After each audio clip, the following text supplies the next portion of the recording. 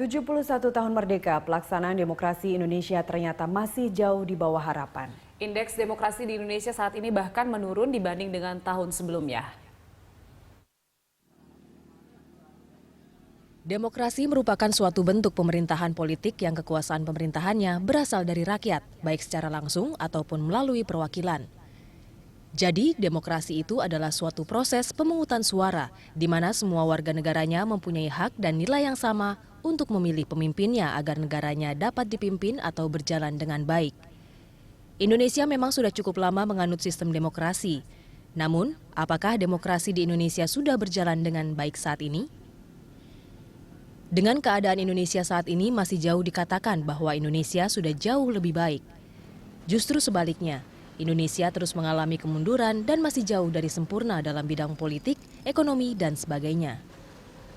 Dari data yang dirilis BPS, Indeks Demokrasi Indonesia 2015 menurun dibanding Indeks Demokrasi tahun 2014. Indeks Demokrasi Indonesia 2015 mencapai angka 72,82.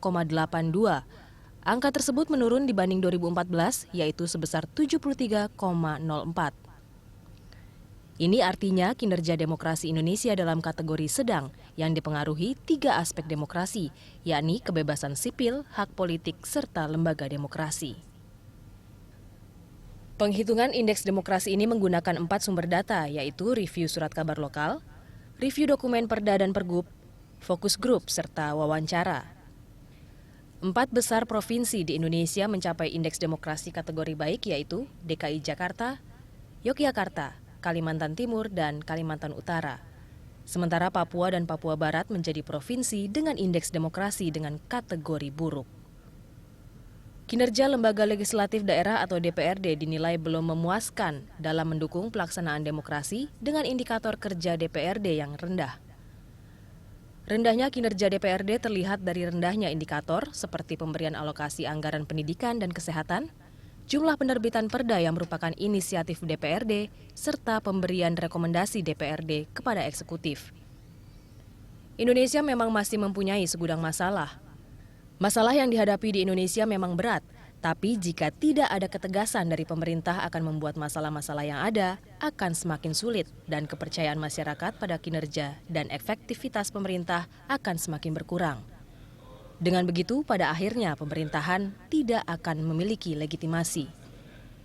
Contohnya saja banyak pemimpin dan politikus seringkali melupakan kewajibannya untuk memimpin negara dengan baik dan memakmurkan rakyatnya.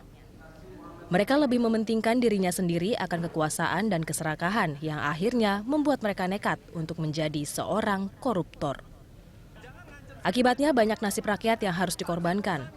Dari rakyat miskin menjadi semakin miskin dan pejabat yang kaya semakin berlimpah ruah hartanya. Dengan ketidakadilan dan ketidaktegasan seperti ini dari pemerintah membuat rakyat bertindak sendiri dengan berdemonstrasi menuntut keadilan atau berbuat onar dengan bertindak kekerasan. Hal yang diperlukan di Indonesia saat ini adalah ketegasan dari pemerintah untuk menentukan sikap yang seharusnya dan menjalankan keadilan yang sewajarnya.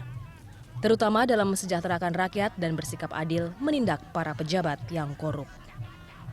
Tim Liputan Berita 1.